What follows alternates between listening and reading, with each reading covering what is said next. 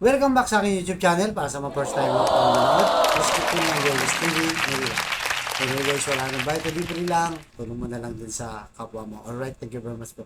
So topic natin po today's video, controversial na resort sa Chocolate Hills, dyan sa Bohol. May-ari, lumantad na. At inamin kung bakit nila naipatayo ito sa kabila ng protected area. So guys, ito, i-interview kasi ni Manong Ted Pailon sa Radyo 5 kung ano nga talaga nangyari, kung paano nagsimula, kung magkano yung budget, kung sino yung mga kinausap, ano yung mga permit nila, lahat guys, i-discuss dito. Kasi mainit na pinag-uusapan ngayon at baka umabot pa sa Senado at sa Kongreso yung hearing na yan. So yan guys, kaya dito malalaman natin kung paano ang lahat ng istorya. Kaya tapusin nyo hanggang matapos guys. At siyempre huwag nyo i-skip guys yung advertisement kasi tulong mo yan sa kapwa mo. Diba? So ito na guys, bibigay ko na, hindi ko na patatagalin para malaman nyo ang buong istorya. Diba? Itong i-interview na to, kapatid mismo ng may-ari. Dahil yung may-ari guys, nagkasakit, na-stress dahil sa maraming buzzer na inulan ng batikos sa social media dahil sa nangyari nga itong na nakita kung bakit mayroong resort dyan sa Chocolate Hills. Alright guys, nandito na. Pasok Manong Ted Pailon. Sa ating po linya ngayon si Ma'am Julieta Sablas, ang resort manager po at caretaker ng Captain's Peak Resort dyan po nga sa area po ng Chocolate Hills sa Bohol. Magandang umaga po sa inyo ulit ma'am. Good morning po. Yes, good morning po, Mang Teddy. Opo. Thank you ha. Madamong salamat ma'am. Sige po. So, paano kayo nagsimula dito sa pagpaplano ninyo? Opo, ano ho ang, kumbaga, sino ang una nyong nilapitan at saan kayo humugot ng lakas ng loob para magtayo ng negosyong ito? Meron bang paano po? Hello po. Hello ma'am, narinig niyo po yung tanong ko? Opo. Yung sa simula po, nagtatanong po kami kung saan po kami magsimula. Kumuha po kami ng ano ba yun, yung lahat-lahat ng mga requirements kung saan po kami mag-start, saan pong department ng government po. The LGU, yung sinabi po ni Pastor Pon is totoo po yun. The LGU is only the second to approve the project like this belong to the protected area. Yung mga projects po namin lahat, i-engage po namin sa session ng PAMBI, which is the PAMBI DNR. 3 beses siguro. Tinatakol nila po yung lahat ng mga structures na dapat naming itayo. Merong approve, meron din i-reject nila. Like the G-plan not allowed kasi yung G-plan nasa sa tuktok po. Okay. Yung sabi nila yung property po namin is title already, and then meron pong sa resolution niya 20%. Pwede po namin yung halimbawa yung 100% po sa Chocolate Hills is meron po sa resolution na yung 20% po pwede po namin but elevated style po yung Okay, sige, merong ganito. hagdan lang ganun lang po. Apo, Yes sige, po. ganito, Yung sige. makita ninyo sa slide. Yes ma'am. Sige po. So meaning nag-isip kayo, nagplano kayo, pero ang unang-unang government agency na pinuntahan ninyo at humingi kayo ng requirements ay itong Protected Area Management Board o PAMBI under DENR dyan sa Bohol. Yes, po. tama? Okay. Tama Okay, po. that's all right. Pero okay, pero sa nabigyan na po kami ng clearance from the PAMBI po. Yun lang yung mali po sa akin. Yes, I admitted it. Yung na-state po sa ibaba. We are already approved to the PAMBI to build any structures, but yung lang siguro yung pagkakaintindi ko ba na yung ECC pala talagang ilalabas muna bago po kami mag-operate. The Okay. construction is Mhm. they allow the construction, but we are processing, igo na namin yung pagpaprocess po ng ECC, Okay. pero hindi ko po nagawa. Okay, sige ma'am, ito Ito ho, po yung naintindihan ko ngayon. Opo, ito ngayon ang inyong kinakaharap nga na problema because you operated without without the corresponding environmental compliance certificate. Klaro po 'yun. Opo. Yes, Sige. yun lang po. Opo. Pero yung sa netizen po, yung mga comment nila po na bakit daw ginalaw yung parang 100% po yung mga Bulanos po sila, nakakita na po sila, yung mga official din nakita na po nila. Wala namang paglabag po yung mga construction. Siguro ito sinasabi ng DNR sa amin, yun lang kulay po. Yung kulay ng mga structures namin na parang nakadistract po sa scenic view ng Chocolate Hills. Opo. I mean, I think hindi lang po yata ito as in doon sa kulay ng mga bubong, no? Ng inyong mga kiosk ang pinag-uusapan sa environmental compliance certificate. Kaya nga din po.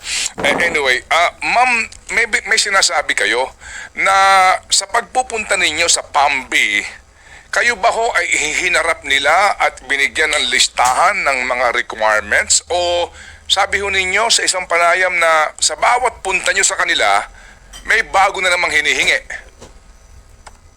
Yes, totoo po yun. Yung the second time po. Pero na okay naman po lahat kasi siguro tao lang po sila busy. Hindi siguro na nila. Ganito po kasi yung board members of the board sa PAMBI po, yung DENR is only the secretary. Ang mag-a-approve po yan, yung mga barangay captains of the barangay which is they are belong to the protected area po. Hindi po lahat ng mga barangay captains na nandyan po sa board na sila pong magpipirma po sa PAMBI clearance po. Tapos yung DNR na PAMBI, they're only sit down and then if the board will say that Yes. okay, tomorrow we will get inspection to the Captain's Peak Resort. Opo. So with the DNR, with the board po, sir. Opo, pero ma'am, considering po na yung ECC is one of the requirements, no?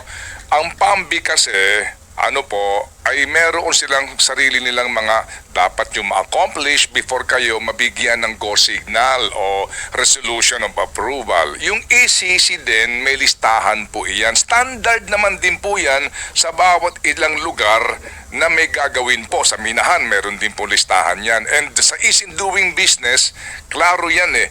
Hindi dapat pabago-bago. Pagpunta mo doon, bibigyan ka ng listahan. Ito ba ginawa sa inyo ng DENR? O itong ultimo sa ECC na listahan ng requirements? Yung sa PAMBI po, hindi naman gaano parang heavy, parang Marami. ba yung ibig sabihin? Opo, mahirap. Hindi Not mahirap. even with the ECC compliance po. Para bang yung requirements nila talagang hirap talagang Kanino? kahit pa Kanino kayo yung mahirap? siguro pag Kanino makita yung mga requirements po, Kanino yung mahirap, talaga. ma'am? Kanino yung mahirap? Yung sa ECC po, Ayun, sa yung sa ECC. PAMBI, lang yung sa PAMBI. Parang hindi gaano yung heavy kasi yung sa ECC ang yung sa amin hindi kami geodetic, hindi kami mga engineers. And then Okay. ito lang po yung sinasabi nila. Okay, you're engaged the website and then tingnan niyo po yung mga requirements. Okay. Sige. I-comply ninyo po, i-upload sige. ninyo po. Okay. Ganun lang po. Sige. So, kailan kayo officially nag-start magbukas ng inyong resort? At nung magbukas ba kayo, ano ang hawak niyong permit? Yun lang po, PAMBI clearance, and then the building permit, the business permit, the DDTI, the BIR. That's it. Opo. Basta yung ECC, wala talagang ECC po. Okay. Yun po siguro ang dahilan na naipasira po yung Captain's Peak Resort. Kailan kayo officially nag-open as a commercial resort? Unsay petsa day? Officially, 2019, but at the 2022, meron na pong swimming pool. Okay. Kasi unti-unti po yung construction namin, sir, wala pong pera yung may-ari. Yung Opo, kapatid opo. ko, maghanap pa ng pera sa barko. Okay, opo. So 2019 kayo nagbukas as a resort, 2020 nagtayo na kayo ng swimming pool. Yes po. Okay. No, started construction but the opening is 2022 po. Okay, sige. And then, yun na nga po, nag-operate kayo, meron kayong PAMBI resolution of approval pero wala pong ECC. Yes po, yun Okay, po ang... apo, sige. And ang then, mali. apo. And then, during your operation, nakailang punta dyan ang mga taga-DENR para ho sa kanilang supposed to be inspection o nakailan silang dalaw dyan sa inyo? Magmula nung nagbukas kayo nang wala kayong ECC. Well, the PAMBI is, they are always roaming around, not every day, but maybe at 1 week they are roaming around because they have an army for the protected area looking around if there is something destroyed the hill. Oh, yes, Like yes. that. Opo. Yes, ma'am. Oo nga po. Pero kasi yung DENR, di ba? Ma'am,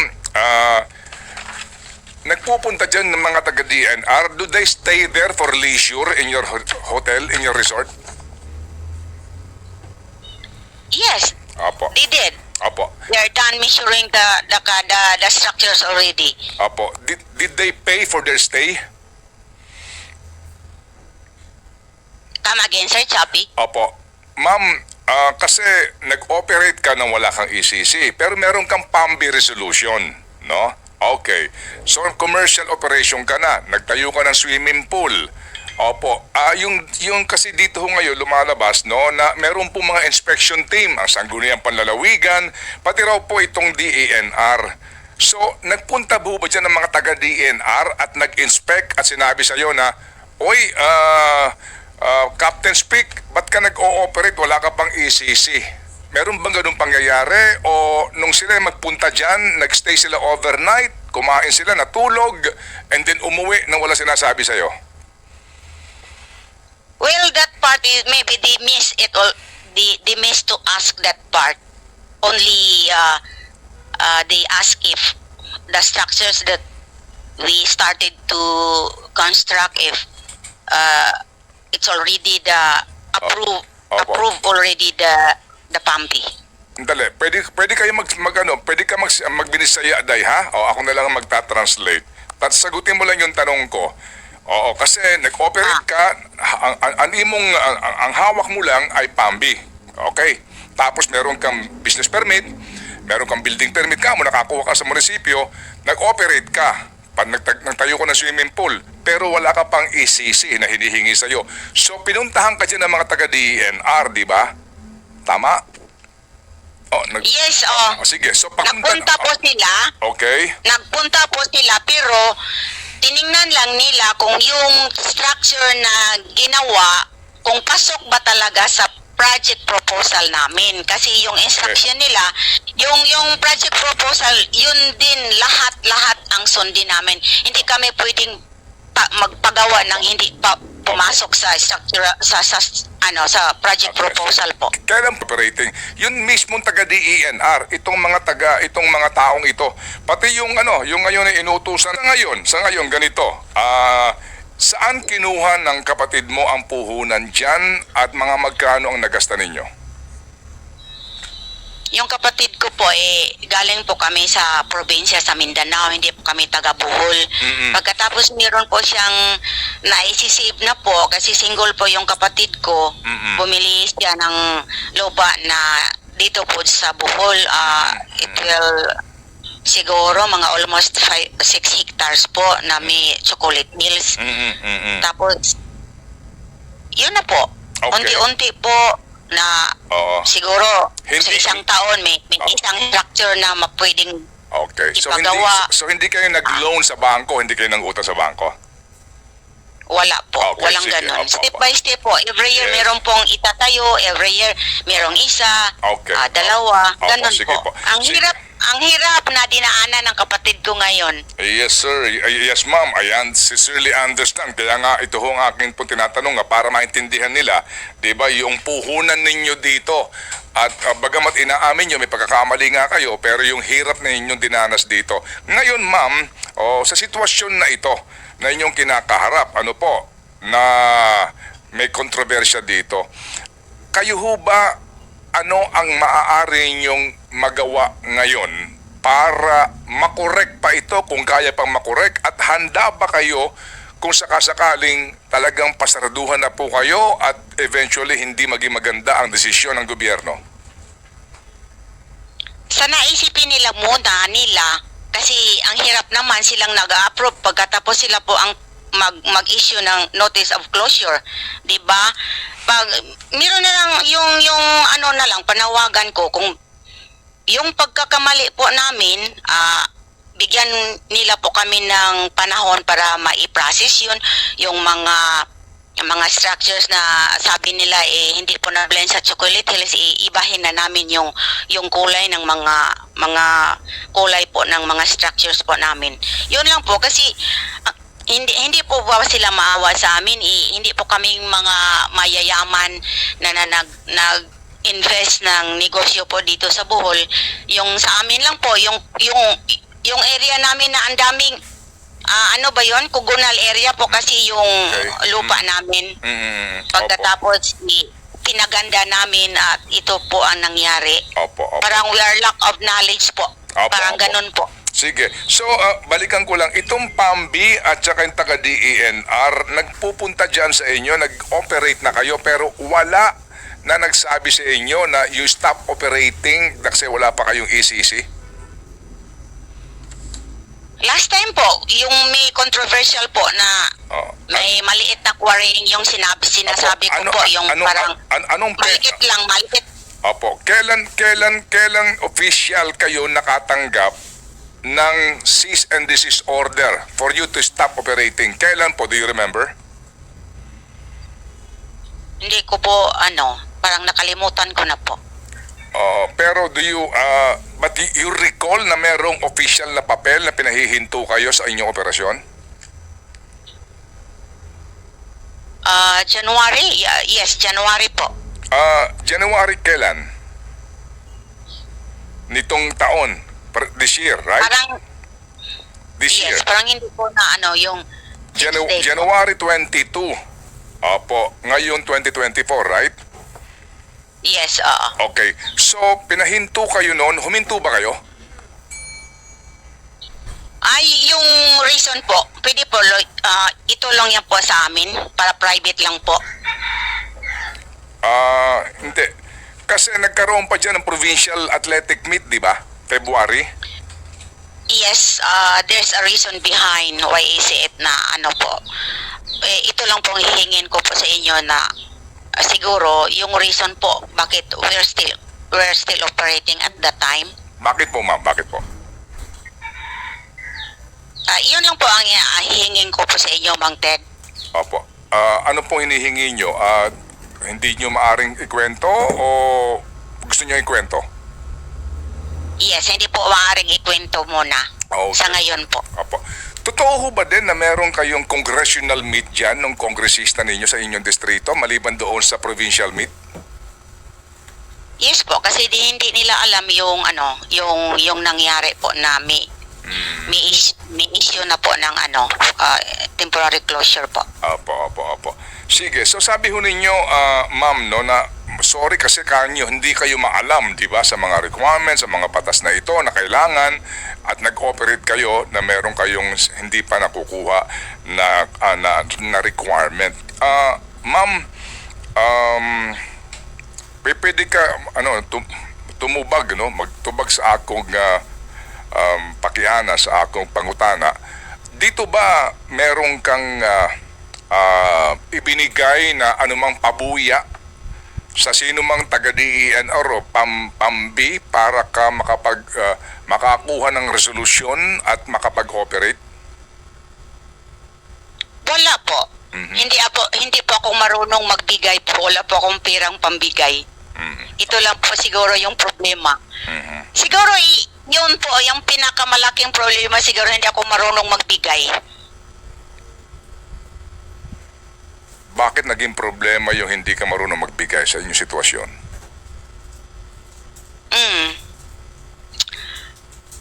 No comment po dyan, Mang Teddy. Opo. We understand. Naintindihan ko po. Naintindihan ko, ma'am. Sincerely. May tanong ka ba, Cha? Sige. May tanong lang po si Cha, ma'am, ha? Opo.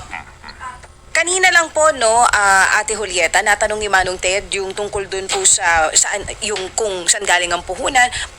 Pwede po ba namin malaman kung magkano yung total na nagasta po para dito sa Captain's Peak Resort, kung okay lang po? Siguro as of now, from 2019 until now, siguro ang calculation ko po is almost 10M na po. 10 million na po. At kanina rin po, nabanggit ninyo, natanong ni Manong Ted, kung kayo ba'y nagbigay ng something para po dito sa mga taga-DENR at PAMBI. Ang sabi nyo po, yun yata ang problema dahil hindi po kayo marunong magbigay. Tama po ba yung naging sagot nyo? Yun pong sinasabi nyo. So, base po dun sa sagot ninyo, ibig nyo po ba sabihin yung iba po pang mga resort na nakatayo pa dyan sa paanan ng Chocolate Hills, kaya hindi nasisita dahil nagbibigay? No comment po ako dyan kasi wala po akong proof eh. Opo. Yung sa amin lang po ma'am, yung sa amin lang po yung i-defend ko. Opo. Ayoko pong itakol yung sa Yes. kanila po. Kasi may problema na po kami pagkatapos i-ano ko pa sila. Yes, Yung ma'am. sa amin lang Opo. po yung itatakol Yes. natin. Okay. That is correct. That is correct. That is very, very correct. Opo. Alright, sige. So, meron ka ba mahabol ng tanong? Last na lang po, Ate Julieta, kung hindi po kayo nakapagbigay, pero nagkaroon po ba ng pagkakataon na may hiningi po sa inyo para po sa approval ng mga permits? Wala po. Ano po, yung mga DNR na meet ko po, hindi po sila mapera. They are working for their own. Opo, sige po, opo. And muli po, salamat po na marami dito po sa inyong mga pagsagot na ito. So, meantime, opo, dito po sa inyo ngayong closure, suspension, meron ba kayo namang alam na mga resort na pareho po sa inyo na nag-o-operate pa din? Hindi ko po may mention pero sa kanila na lang po yun, Mang Hindi. Ted. Pero meron Kasi po. ang sakit na po na yung ulo ko pagkatapos Oo. sa kanila na po yung problema yung panawagan ko na lang po kung ganito po ang nangyari sa amin, sana meron kaming alam pero sana be fair naman kasi pare-pareho lang po tayo naghanap buhay. Yung mga kasamahan ko dito, yung staff 16 po kami dito. Opo, yes I ma'am. included, yes. Opo, kasi Yun lang po- po, Mang Ted. Opo, kasi po, kaya ko natanong yan kasi doon sa ilang mga lugar na mayroong similar na nangyari, pareho ba, ang sinasabi ng iba, ba't kami lang? Ganun lagi po yun. Ba't kami lang? Meron pa dong iba. Oo, so sa inyo po. Yes, Opo, go ahead. Yes, ganun po. Meron po. Yung mga, siguro kahit kayo po, pag nagpunta po kayo dito sa area ng Captain's Peak, siguro pag tingin mo, bakit ang ganun talaga yung mga comments ng mga tao? Parang walang naiba. Parang walang nagalaw eh.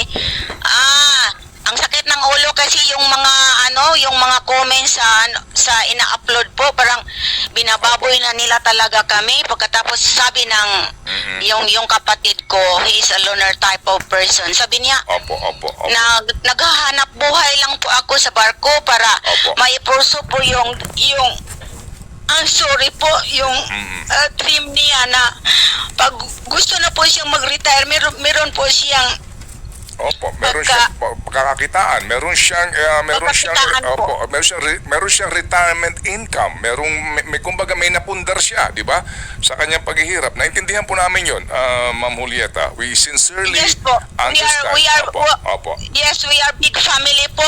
Opo. We are big family and siya lang po ang inaasahan po namin. Opo, kasi po kaya din namin natanong ngayon, ma'am, baka kasi may nakita kayong ibang resort na nag-o-operate, sabi mo, mukhang maganda yon, di ba? So mag-invest tayo doon.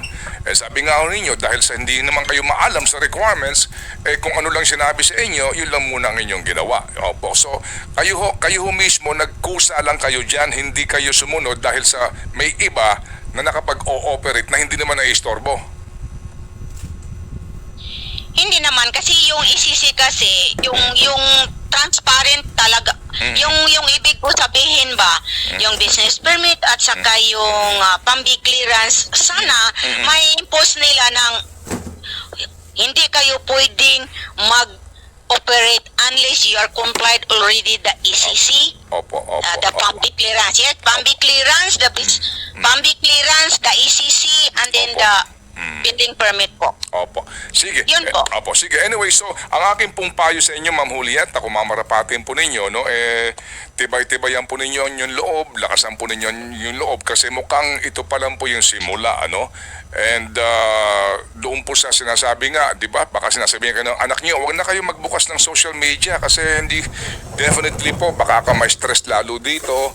At kung kayo po ay senior citizen na, baka lalo ka pang, alam nyo na, problema ng lubos. Pero yung nga po, ang ating po ngayong adhikain lang para mapakinggan po ang side ninyo sa istoryang ito. Ano po ang mensahe ninyo sa lahat ng naminaw, nagtanaw karon sa atong programa sa RPTV, sa 1PH at naminaw sa radyo? Ano pong inyong mensahe, ma'am? Yung mensahe ko po sa inyo, bago po kayo mag-comments ng mga 100% negative po, alamin niyo muna. Kasi ang dami niyong yung mga comments niyo parang wala na kayong pakialam sa damdamin ng ibang tao. Hindi lang po sa ganito lang po na sana hindi natin gamitin yung power natin sa social media na ganon-ganon na lang. Mas mabuti siguro puntahan ninyo ng Captain's Peak Resort para makita nyo talaga yung exact situation po dito sa area. Opo. Willing kayo na humarap po sa Senado or sa Kongreso kung ipapatawag po kayo, ma'am? Sure, why not? Opo. Nasa po ngayon sa inyong kapatid? Nasa biyahe? Nagkasakit po yung kapatid ko, Mang Teddy, nagkasakit po yung kapatid ko. Siguro by March 19 po, siguro i-admit po siya sa Makati Med. Opo. Sana po, sana po hindi, hindi humakadagdag itong sakit sa loob na ito na nangyayari po at atin ang babalita nga ngayon. Opo. 100% dagdag po, 100% dagdag. Opo, naunawaan po namin yon. Sige, Ma'am Julieta, dagang salamat kanimo, Ma'am, ha, sa iyong pagtugon sa tawag namin. Importante ito na napakinggan namin ang inyong panig. Okay? Okay, sir. Okay. Opo. Salamat po, Ma'am, sa inyo po. Salamat po na marami sa inyo pong oras na binigay po sa aming programa. Si Ma'am Julieta Sablas, ang resort manager po at kapatid na may-ari ng resort.